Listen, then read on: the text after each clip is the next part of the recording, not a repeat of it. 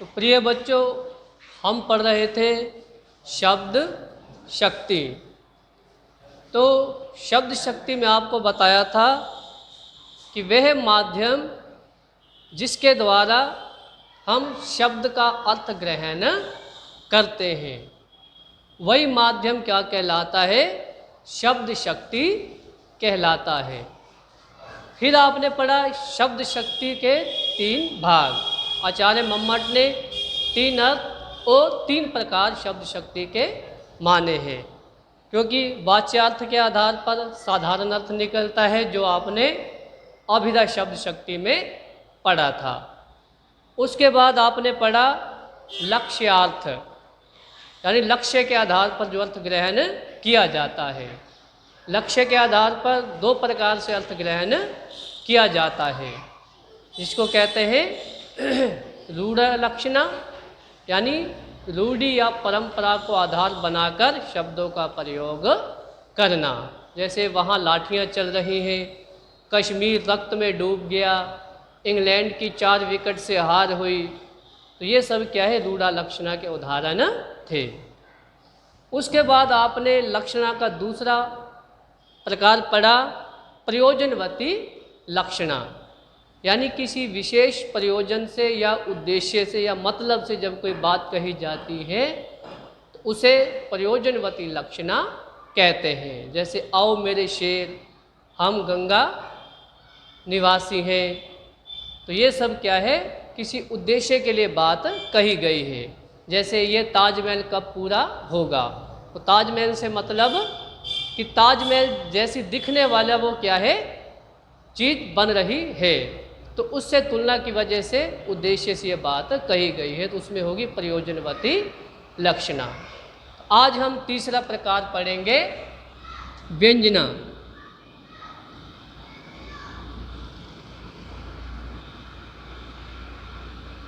व्यंजना शक्ति। इसकी परिभाषा लिखेंगे, जब वाच्यार्थ तथा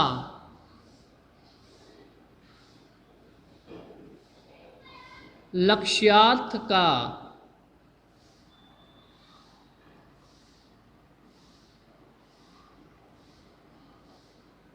अतिक्रमण कर अन्य अर्थ की प्रतीति हो, अर्थात व्यंग्य के आधार पर, व्यंग्य के आधार पर अर्थ प्रकट हो, वहाँ व्यंजना शब्द शक्ति होगी।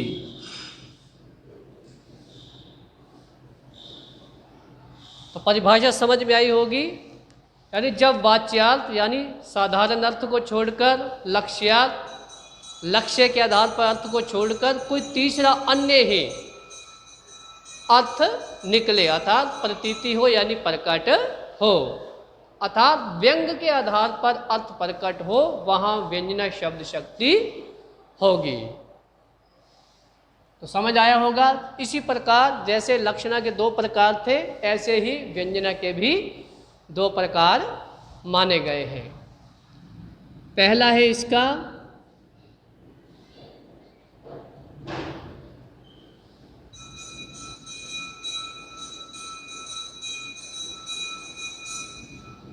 शाब्दी व्यंजना।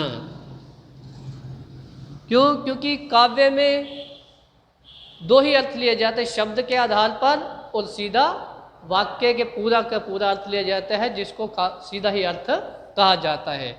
तो शब्द के आधार पर जब अर्थ लिया जाता है उसको शाब्दिक व्यंजना, और अर्थ के आधार पर जब क्या है अर्थ प्रकट होता है तो उसको आर्थी व्यंजना कहा जाता है। तो इसमें जब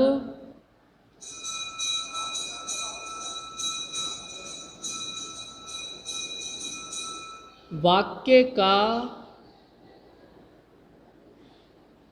अर्थ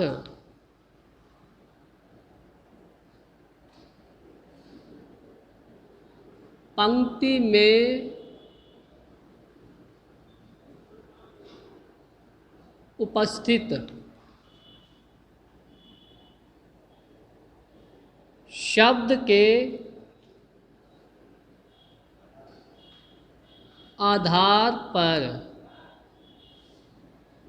प्रकट हो, वहाँ शाब्दिक व्यंजना शक्ति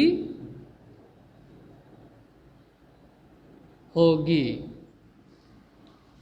यानी शब्द को तोड़ मरोड़ कर जिसका अर्थ लिया जाता है, या ये कहे कि एक शब्द के अनेक अर्थ लिए जा सकते हैं, तो वहाँ क्या होगा, शाब्दिक व्यंजना होगी। इसका उदाहरण लिखेंगे, उदाहरण से और अच्छी तरह स्पष्ट हो जाएगा। जैसे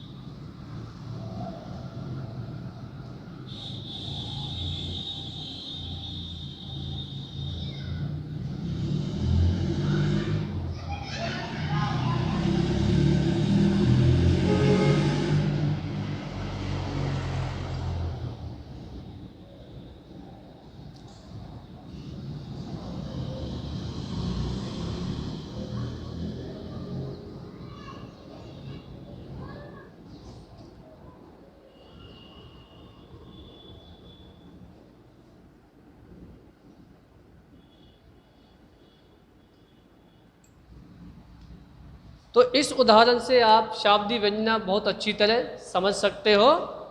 चिर जीवो जोरी जुरे, क्यों ना स्नेह गंभीर, को घटिए वृषभानुजा वे हलधर के वीर।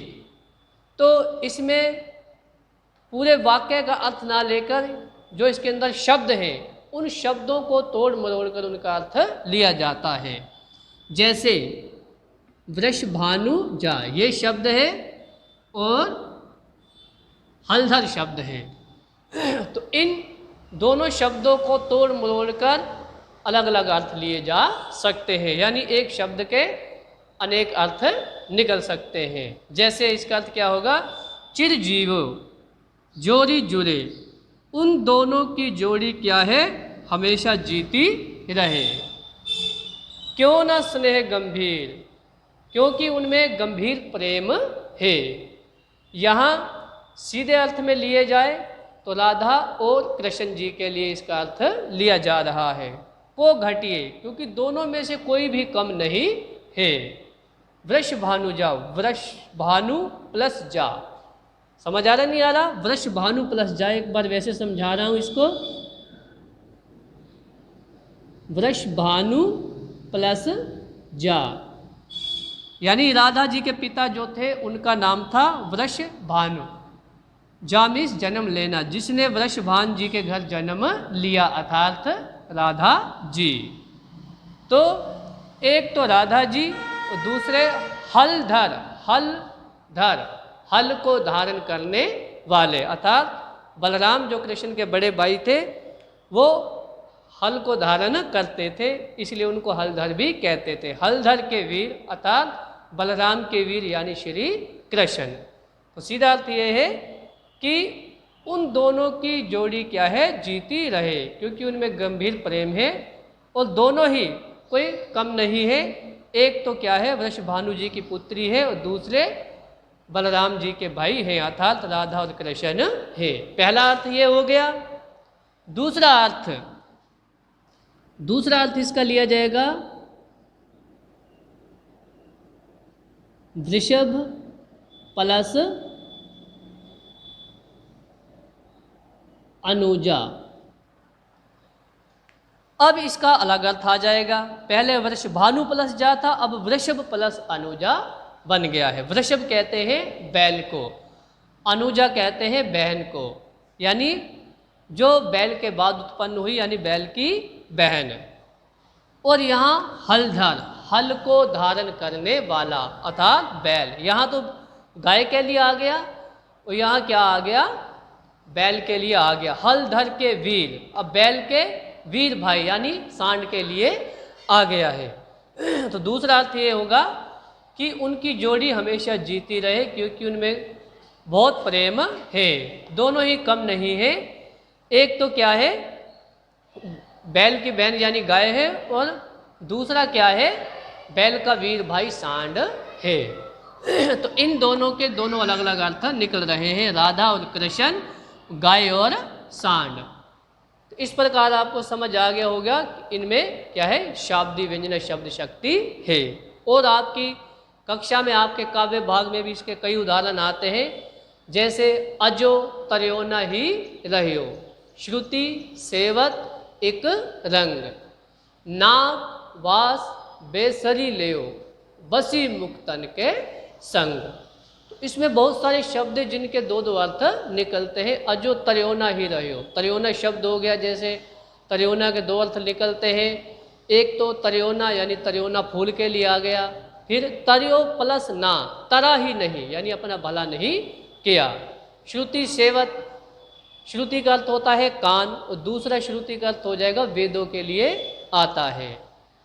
नाक वास, नाक कहते हैं स्वर्ग लोक को, स्वर्ग में वास कर लिया, स्थान प्राप्त कर लिया। और दूसरा नाक का अर्थ होगा नाग, यानी नाग पर स्थान प्राप्त कर लिया, यानी लोम के लिए आ रहा है। बसी मुक्तन के संग, मुक्तन के भी दो अर्थ निकल रहे हैं। पहला अर्थ क्या होगा, मुक्त बोलते हैं, मुक्तक यानी मोती। तो दूसरा अर्थ ये होगा, मुक्तन का मतलब स्वतंत्र व्यक्ति, साधु संत। तो इस प्रकार जब शब्दों के अलग अलग अर्थ लिए, जैसे श्लेष अलंकार में लेते हैं, अलंकार जब पढ़ाएंगे आपको समझ और आएगा, उसमें क्या है, शाब्दी व्यंजना होती है। बहुत सीधी और आसान है आपके लिए ये। उसके बाद इसका दूसरा भाग करवाएंगे, पहले इसका स्क्रीनशॉट ले ले ताकि इसको मिटा सके।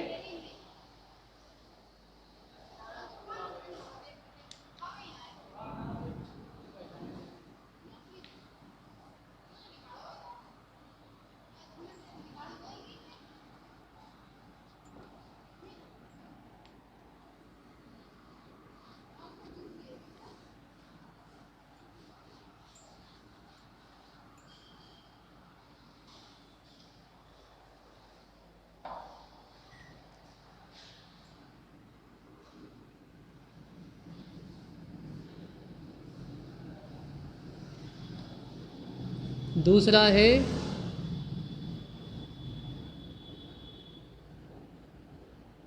आर्थी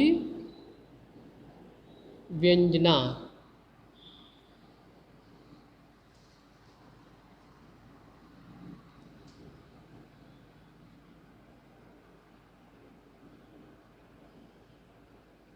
जब किसी वाक्य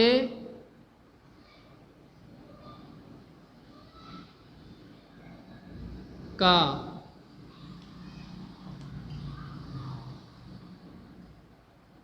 अर्थ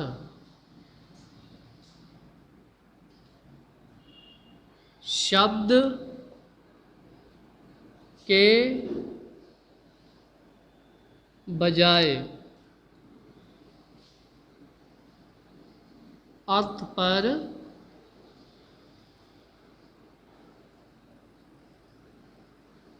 आधारित हो। वहाँ आर्थी व्यंजना शक्ति होगी। यहाँ तो क्या है, शब्द को लिया जाता था, यहाँ पूरे वाक्य जो दिया होता है वाक्य के ही एक से अधिक अर्थ लिए जाते हैं। यानी जैसी जैसी जिसकी समझ होती है, समझ के अनुसार व्यक्ति उसका अलग अलग अर्थ निकालता है। जैसे उदाहरण है इसका,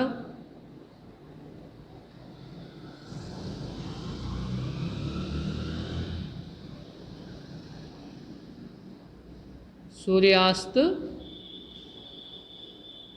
हो रहा है। तो ये सीधा और सामान्य वाक्य है। सूर्यास्त हो रहा है, किसी ने किसी दूसरे से कहा, या बाप ने बेटी से कहा, या किसी ने किसी से कहा कि सूर्यास्त हो रहा है। अब इस वाक्य का अर्थ प्रत्येक व्यक्ति अपने अपने अनुसार अलग अलग ले सकता है। जैसे माँ ने बेटी से कहा या पिता ने बेटी से कहा सूर्यास्त हो रहा है, तो इसका अर्थ ये होगा कि अब रात्रि का खाना बनाने का वक्त हो रहा है।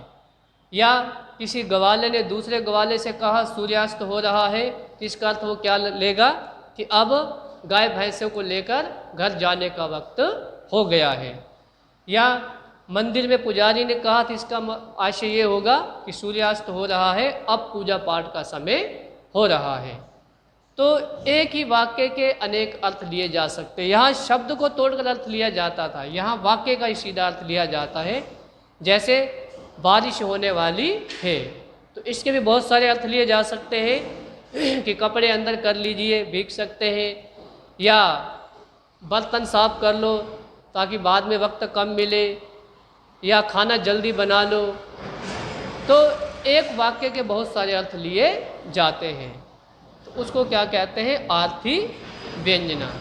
तो ये थी आपकी क्या है, शब्द शक्तियाँ जो पूरी हुई। इसमें आपको परिभाषा भी पूछी जा सकती है पेपर में, या उदाहरण देकर वो पूछ सकता है कि इसमें कौन सी शब्द शक्ति है।